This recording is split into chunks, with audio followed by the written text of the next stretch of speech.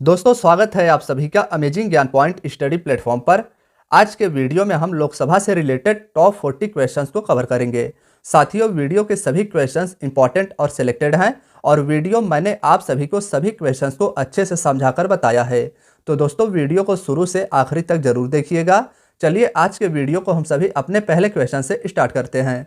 साथियों, वीडियो में हमारा फर्स्ट क्वेश्चन है, निम्नलिखित में से कौन जनता द्वारा प्रत्यक्ष रूप से निर्वाचित सदन है। बात की जाए अगर इस क्वेश्चन के आंसर की, तो दोस्तों इन ऑप्शंस में से हमारा option B Lok Sabha right answer हो जाएगा। जनता द्वारा प्रत्यक्ष रूप से निर्वाचित सदन लोकसभा है, इसे आप याद रखिएगा। लोकसभा के संरचना यानी स्ट्रक्चर की बात की जाए तो साथियों भारतीय संविधान के आर्टिकल 81 में लोकसभा के बारे में बताया गया है और भारत के जनता द्वारा प्रत्यक्ष रूप से लोकसभा के सदस्य को चुना जाता है। इसका मतलब यह हो जाएगा कि लोकसभा भारतीय जनता का प्रतिनिधित्व करता है। साथियों इसके साथ साथ एक और इम्पॉर्टेंट फैक्ट आप सभी को लोकसभा के बारे में याद रखनी है कि लोकसभा संसद का निचला सदन है और राज्यसभा संसद का उच्च सदन कहा जाता है। चलिए दोस्तों नेक्स्ट क्वेश्चन को देखते हैं। नेक्स्ट है, मूल संविधान में लोकसभा सदस्यों की संख्या कितनी निर्धारित की गई थी।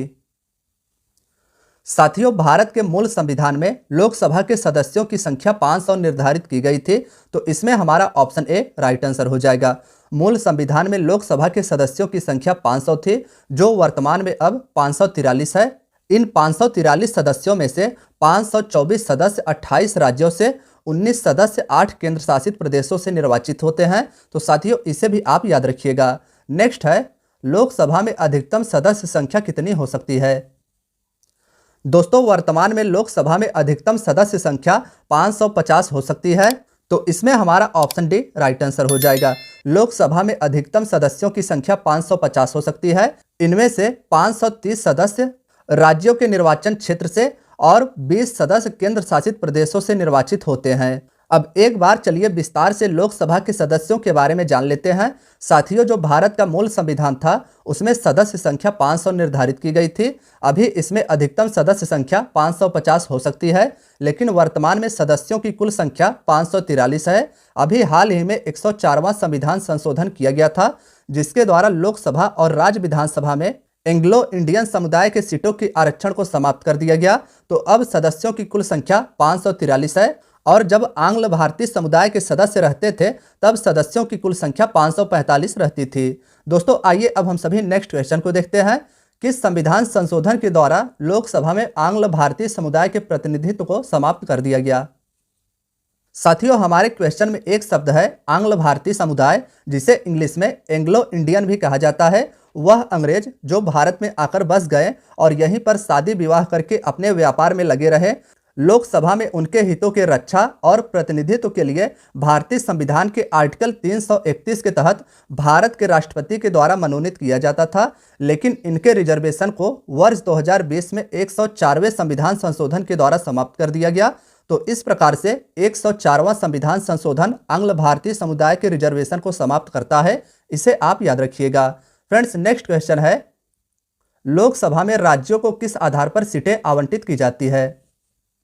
तो दोस्तों इन ऑप्शंस में से हमारा ऑप्शन ए राइट आंसर हो जाएगा। लोकसभा में राज्यों को जनसंख्या के आधार पर सीटें आवंटित की जाती है। नेक्स्ट है, वर्तमान लोकसभा में प्रत्येक राज्य के लिए स्थान का आवंटन किस जनगणना पर आधारित है। साथियों वर्तमान लोकसभा में प्रत्येक राज्य के सीटों की संख्या निर्धारित की गई है जनगणना 1971 के अनुसार। तो इसमें हमारा ऑप्शन बी राइट आंसर हो जाएगा। एग्जाम्पल से समझिए, जैसे उत्तर प्रदेश राज्य में लोकसभा के सीटों की संख्या 80 है, तो यह जो सदस्य संख्या निर्धारित की गई है वर्ष 1971 के जनगणना पर आधारित है। अब आप लोगों के मन में एक प्रश्न आया होगा कि वर्ष 1971 के बाद लगभग 4 से 5 बार जनगणना हो चुका है, तो लोकसभा में सीटों की संख्या बढ़ाई क्यों नहीं गई। साथियों आप सभी को पता है कि लोकसभा में जनसंख्या के अनुसार सीटों का निर्धारण किया जाता है और इसके दो प्रमुख कारण है, जिसके अनुसार वर्ष 1971 के जनगणना के अनुसार लोकसभा में सीटों को आरक्षित किया गया है। पहला कारण है दक्षिण भारतीय राज्यों का विरोध। वर्तमान में राज्यों की जनसंख्या के अनुसार वितरित सीटों की संख्या के अनुसार उत्तर भारत का प्रतिनिधित्व दक्षिण भारत के मुकाबले काफी कम है, जहां दक्षिण के 4 राज्यों तमिलनाडु, आंध्र प्रदेश, कर्नाटक और केरल को मिलाकर जनसंख्या देश की जनसंख्या का 21% है और उन्हें 129 लोकसभा की सीटें आवंटित की गई है, जबकि सबसे अधिक जनसंख्या वाले हिंदी भाषी राज्य उत्तर प्रदेश और बिहार, जिनकी संयुक्त जनसंख्या देश की कुल जनसंख्या का लगभग 25% है, इनके खाते में सिर्फ 120 सीटें ही आती हैं। तो दोस्तों, इसीलिए दक्षिण भारतीय राज्यों के द्वारा विरोध किया जाता है। इसीलिए अभी तक वर्ष 1971 की जनगणना के अनुसार राज्य के लिए सीटों का आवंटन किया गया है। नेक्स्ट है, किस संविधान संशोधन के माध्यम से लोकसभा और विधानसभा के सीटों की संख्या वर्ष 2026 तक के लिए यथावत रखने का प्रावधान किया गया है? दोस्तों, 84वें संविधान संशोधन वर्ष 2001 के माध्यम से लोकसभा और विधानसभा के सीटों की संख्या वर्ष 2026 तक के लिए वैसे ही रखने का प्रावधान किया गया है। तो इसमें हमारा ऑप्शन ए राइट आंसर हो जाएगा। और इसके बाद 87वां संविधान संशोधन वर्ष 2003 में किया गया था, जिसके आधार पर अब परिसीमन में जनसंख्या का आधार वर्ष 2001 होगा। साथियों, नेक्स्ट क्वेश्चन है, अनुसूचित जाति और अनुसूचित जनजातियों के लिए लोकसभा में कितने सुरक्षित निर्वाचन क्षेत्र की व्यवस्था की गई है? साथियों, भारतीय संविधान के आर्टिकल 330 के अंतर्गत अनुसूचित जाति और अनुसूचित जनजातियों के लिए लोकसभा में कुल 131 सीटों का रिजर्वेशन किया गया है। तो इसमें हमारा ऑप्शन ए राइट आंसर हो जाएगा। 131 सीटों में से 84 सीट अनुसूचित जाति के लिए और अनुसूचित जनजातियों के लिए 47 सीटों का आरक्षण दिया गया है। तो याद रखिएगा कि एससी और एसटी के लिए लोकसभा में कुल 131 सीटें सुरक्षित की गई है। नेक्स्ट है, लोकसभा के लिए प्रथम आम चुनाव कब हुआ था? साथियों, 1952 इसका राइट आंसर हो जाएगा। लोकसभा के लिए प्रथम आम चुनाव वर्ष 1952 में हुए थे। भारत को जब आज़ादी मिली थी तब कोई भी चुनाव नहीं हुए थे। भारत के पहले प्रधानमंत्री पंडित जवाहरलाल नेहरू जी संविधान सभा के द्वारा चुने गए थे। नेक्स्ट है, कौन सा संवैधानिक संशोधन राज्यों से चुने जाने वाले लोकसभा के सदस्यों की संख्या बढ़ाने से संबंधित है? साथियों, इन ऑप्शंस में से हमारा ऑप्शन सी राइट आंसर हो जाएगा। 7वां और 31वां संवैधानिक संशोधन राज्यों से चुने जाने वाले लोकसभा के सदस्यों की संख्या को बढ़ाने से संबंधित है। 31वां संविधान संशोधन वर्ष 1973 के द्वारा लोकसभा में सदस्यों की संख्या 525 से बढ़ाकर 545 कर दी गई थी। अब लोकसभा में सीटों की संख्या बढ़ेगी तो वर्ष 2026 के बाद। नेक्स्ट है, लोकसभा का चुनाव लड़ने के लिए इच्छुक व्यक्ति की न्यूनतम आयु कितनी होनी चाहिए?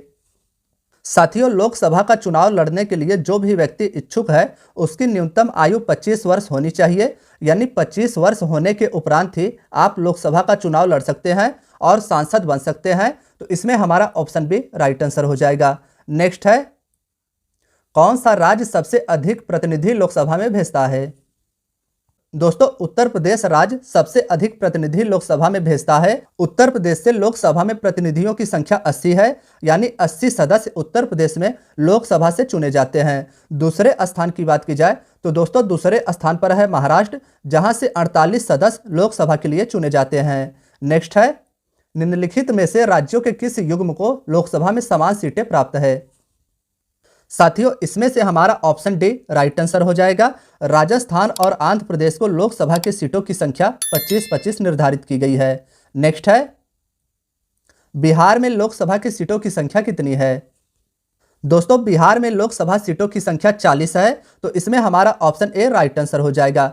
उत्तर प्रदेश में 80, महाराष्ट्र में 48, पश्चिम बंगाल में 42 और चौथा स्थान है बिहार का, जहां से 40 लोकसभा के सदस्य चुने जाते हैं। नेक्स्ट है, लोकसभा में किस संघ शासित क्षेत्र के सर्वाधिक प्रतिनिधि निर्वाचित होकर आते हैं?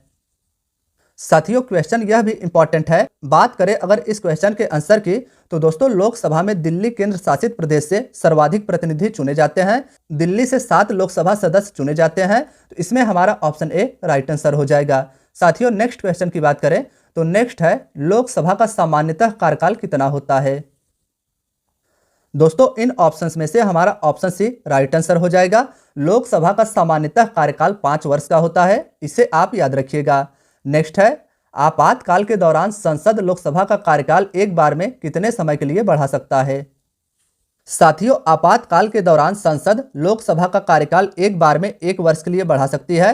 तो इसमें हमारा ऑप्शन बी राइट आंसर हो जाएगा। आपातकाल समाप्त होने के उपरांत किसी भी दशा में 6 महीने के अंदर चुनाव करवाया जाएगा। वर्ष 1976 में लोकसभा का कार्यकाल 2 बार 1-1 वर्ष के लिए बढ़ाया गया था। साथियों नेक्स्ट क्वेश्चन है, लोकसभा में कोरम यानी गणपूर्ति पूरा करने के लिए कम से कम कितने सदस्यों की जरूरत होती है? दोस्तों लोकसभा में कोरम को पूरा करने के लिए कम से कम 1/10 यानी 1/10 सदस्यों की जरूरत होती है। तो इसमें हमारा ऑप्शन ए राइट आंसर हो जाएगा। लोकसभा और राज्यसभा के कोरम के बारे में मैंने राज्यसभा वाले वीडियो में विस्तार से समझाया है, तो आप प्लेलिस्ट में जाकर राज्यसभा वाला वीडियो देखिए, वहां से आपको सब समझ में आ जाएगा। साथियों नेक्स्ट है, लोकसभा का कार्यकाल 5 वर्ष से अधिक किस अवस्था में बढ़ाया जा सकता है? दोस्तों जब राष्ट्रीय आपातकाल लागू हो तब लोकसभा का कार्यकाल 5 वर्ष से अधिक बढ़ाया जा सकता है। तो इसमें हमारा ऑप्शन बी राइट आंसर हो जाएगा। साथियों नेक्स्ट क्वेश्चन है, लोकसभा के किसी सदस्य की सदस्यता कितने दिनों तक लगातार अनुपस्थित रहने पर समाप्त हो जाती है? साथियों लोकसभा के किसी सदस्य की सदस्यता लगातार 2 महीने तक अनुपस्थित रहने की स्थिति में समाप्त की जा सकती है। इसमें हमारा ऑप्शन ए राइट आंसर हो जाएगा। याद रखिएगा कि लोकसभा के किसी भी सदस्य की सदस्यता लगातार 2 महीने अनुपस्थित रहने की स्थिति में समाप्त की जा सकती है। नेक्स्ट है, संसद सदस्यों को प्रतिमाह वेतन के रूप में कितना रुपया प्राप्त होता है? दोस्तों भारत के संसद सदस्यों को प्रतिमाह 50,000 रुपये वेतन मिलता है। तो इसमें से हमारा ऑप्शन सी राइट आंसर हो जाएगा। संसद सदस्यों को प्रतिमाह 50,000 रुपये वेतन मिलते हैं। इसके अलावा सांसदों को बहुत सारे भत्ते मिलते हैं, जैसे बिजली फ्री, रहने के लिए घर फ्री, टेलीफोन के लिए अलग से भत्ता, बीमा, सिक्योरिटी गार्ड आदि को मिलाकर 3 लाख लगभग हो जाएगा। लेकिन मुख्य वेतन 50,000 रुपये मात्र है। इसके बाद सांसद को सेवानिवृत्ति के बाद पेंशन भी प्रदान किया जाता है। नेक्स्ट है, लोकसभा सदस्य अपना त्यागपत्र किसको सौंपते हैं?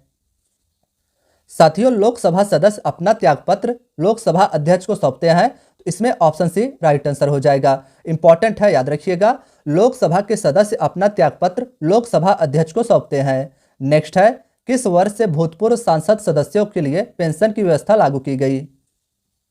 तो साथियों इसमें से ऑप्शन सी 1976 इसका राइट आंसर हो जाएगा। 1976 से भूतपूर्व संसद सदस्यों के लिए पेंशन की व्यवस्था लागू की गई, इसे भी आप याद रखिएगा। नेक्स्ट है, लोकसभा के कम से कम कितने सत्र बुलाए जाते हैं? साथियों लोकसभा में एक वर्ष में कम से कम 2 सत्र बुलाए जाते हैं। तो इसमें हमारा ऑप्शन बी राइट आंसर हो जाएगा। लोकसभा में एक वर्ष में कम से कम 2 सत्र बुलाना अनिवार्य होता है और सत्र के पहले बैठक के अंतिम तिथि और दूसरे बैठक के प्रथम तिथि के बीच 6 माह से अधिक अंतराल नहीं होना चाहिए। तो इसे भी आप याद रखिएगा। नेक्स्ट है, लोकसभा सदस्यों के निर्योग्यता से संबंधित प्रश्नों का निर्णय कौन करता है? साथियों लोकसभा के सदस्यों के निर्योग्यता से संबंधित प्रश्नों का निर्णय लोकसभा अध्यक्ष के द्वारा किया जाता है। तो इसमें हमारा ऑप्शन ए राइट आंसर हो जाएगा। तो साथियों इसे आपको याद रखना है कि लोकसभा के सदस्य को लोकसभा अध्यक्ष के द्वारा निष्कासित किया जाता है। नेक्स्ट है, लोकसभा के अध्यक्ष को कौन चुनता है? साथियों इनमें से हमारा ऑप्शन सी लोकसभा के सदस्य राइट आंसर हो जाएगा। लोकसभा के अध्यक्ष को लोकसभा के सदस्य यानी लोकसभा के सांसद चुनते हैं। नेक्स्ट है, अस्थायी लोकसभा अध्यक्ष यानी प्रोटेम स्पीकर को कौन नियुक्त करता है? साथियों प्रोटेम स्पीकर को राष्ट्रपति के द्वारा चुना जाता है। तो इसमें हमारा ऑप्शन ए राइट आंसर हो जाएगा। प्रोटेम स्पीकर को राष्ट्रपति के द्वारा चुना जाता है, जबकि जो लोकसभा का अध्यक्ष होता है उसे लोकसभा के सदस्य चुनते हैं। इंपॉर्टेंट है, याद रखिएगा। नेक्स्ट है, लोकसभा का विघटन कौन कर सकता है? साथियों लोकसभा का कार्यकाल 5 वर्ष पूरा होने के उपरांत लोकसभा का विघटन भारत के राष्ट्रपति के द्वारा किया जाता है। इसमें हमारा ऑप्शन ए राइट आंसर हो जाएगा। लोकसभा का विघटन 5 वर्ष के उपरांत भारत के राष्ट्रपति के द्वारा किया जाता है। नेक्स्ट है, लोकसभा का नेता कौन होता है? तो साथियों इन ऑप्शंस में से ऑप्शन बी प्रधानमंत्री राइट आंसर हो जाएगा। लोकसभा का नेता प्रधानमंत्री होता है, इसे आप याद रखिएगा। नेक्स्ट है, किसी विशेष दिन लोकसभा में अधिकतम कितने तारांकित प्रश्न पूछे जा सकते हैं? साथियों क्वेश्चन को नोट कीजिएगा, बहुत ही अच्छा क्वेश्चन है। पूछा गया है किसी विशेष दिन में लोकसभा में अधिकतम कितने तारांकित प्रश्न पूछे जा सकते हैं। बात करें अगर इस क्वेश्चन के आंसर की, तो साथियों वह प्रश्न जिसके लिए सदन के सदस्य द्वारा पूछे गए प्रश्न पर मंत्री का मौखिक उत्तर दिया जाना आवश्यक है और किसी विशेष दिन में लोकसभा में अधिकतम 20 तारांकित प्रश्न पूछे जा सकते हैं। इसमें हमारा ऑप्शन बी राइट आंसर हो जाएगा। तारांकित प्रश्न उसे कहा जाता है जिसके लिए सदन के सदस्य द्वारा पूछे गए प्रश्न पर मंत्री द्वारा मौखिक उत्तर दिया जाता है और किसी विशेष दिन में लोकसभा में अधिकतम 20 तारांकित प्रश्न पूछे जा सकते हैं। नेक्स्ट है, क्षेत्रफल की दृष्टि से भारत का सबसे बड़ा लोकसभा क्षेत्र कौन सा है? साथियों, क्षेत्रफल की दृष्टि से भारत का सबसे बड़ा लोकसभा क्षेत्र लद्दाख है। तो इसमें हमारा ऑप्शन ए राइट आंसर हो जाएगा। क्षेत्रफल की दृष्टि से भारत का सबसे बड़ा लोकसभा क्षेत्र लद्दाख है और क्षेत्रफल की दृष्टि से सबसे छोटा लोकसभा क्षेत्र चांदनी चौक दिल्ली है। तो इसे भी आप याद रखिएगा। नेक्स्ट है, भारत का सबसे कम मतदाता वाला लोकसभा क्षेत्र कौन सा है?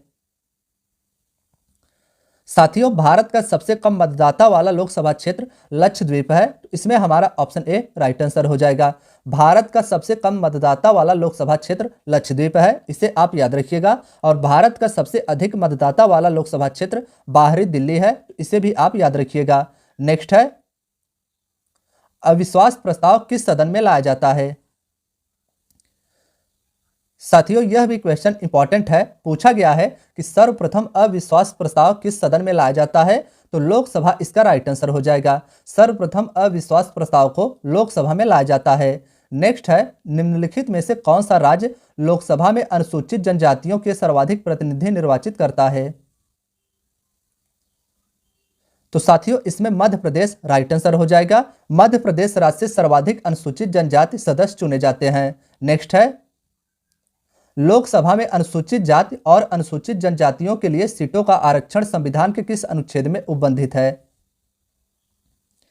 साथियों, इसमें आर्टिकल 330 यानी अनुच्छेद 330 राइट आंसर हो जाएगा। लोकसभा में अनुसूचित जाति और अनुसूचित जनजातियों के लिए सीटों का आरक्षण संविधान के आर्टिकल 330 के अंतर्गत उपबंधित है। नेक्स्ट है, अनुसूचित जनजाति के लिए लोकसभा में कितने सीटें आरक्षित की गई हैं? साथियों, अनुसूचित जनजाति के लिए लोकसभा में 47 सीटें आरक्षित की गई हैं और अनुसूचित जाति के लिए लोकसभा में सीटों की संख्या 84 आरक्षित है। तो कुल मिलाकर इनकी संख्या 131 हो जाएगी। तो इसे आप याद रखिएगा। नेक्स्ट है, किस लोकसभा में निर्वाचित महिला सांसदों की संख्या सबसे अधिक थी? दोस्तों, 17वीं लोकसभा में महिलाओं की कुल संख्या 78 है, जो अब तक का सर्वाधिक है। और अगर हम बात करें भारत में सबसे कम महिला सांसदों की संख्या कौन से लोकसभा में थी, तो याद रखिएगा कि भारत की जो 6वीं लोकसभा थी, जो वर्ष 1977 से लागू किया गया था, उसमें सबसे कम महिला सांसद चुनी गई थी। नेक्स्ट है, शून्यकाल क्या है? साथियों, शून्यकाल संसद के दोनों सदनों में प्रश्नकाल के ठीक बाद के समय को कहा जाता है। दोनों सदनों के प्रश्नकाल से ठीक बाद के समय को शून्यकाल कहा जाता है और शून्यकाल दोपहर 12 बजे से लेकर 1 बजे के मध्य रहता है। शून्यकाल के दौरान अति महत्वपूर्ण मामलों पर विचार होता है। तो इसमें हमारा ऑप्शन सी राइट आंसर हो जाएगा। नेक्स्ट है, लोकसभा में अनुसूचित जाति और अनुसूचित जनजाति के आरक्षण को कब तक के लिए बढ़ा दिया गया है? साथियों, यह क्वेश्चन हमारे वीडियो का आखिरी क्वेश्चन है। बात करें अगर इस क्वेश्चन के आंसर की, तो भारत के संविधान में अनुसूचित जनजातियों और अनुसूचित जनजातियों के लिए आरक्षण का प्रावधान किया गया है, जिसे भारतीय संविधान के आर्टिकल 330 और आर्टिकल 332 में उपबंधित किया गया है। यह जो प्रावधान है आरक्षण का, इसे प्रति 10 वर्ष के पश्चात आगे बढ़ाया जाता है और 104वें संविधान संशोधन वर्ष 2019 के अनुसार लोकसभा में अनुसूचित जनजातियों और अनुसूचित जातियों के आरक्षण को वर्ष 2030 तक के लिए बढ़ा दिया गया है। तो इसमें हमारा ऑप्शन सी राइट आंसर हो जाएगा। लोकसभा में अनुसूचित जाति और अनुसूचित जनजातियों के आरक्षण को वर्ष 2030 तक के लिए 104वें संविधान संशोधन वर्ष 2019 के द्वारा बढ़ा दिया गया। तो साथियों, इस क्वेश्चन को भी आप याद रखिएगा। दोस्तों, आज की आपकी वीडियो यहीं तक थी। वीडियो अगर पसंद आई हो तो वीडियो को लाइक, चैनल को सब्सक्राइब जरूर कीजिएगा। धन्यवाद दोस्तों।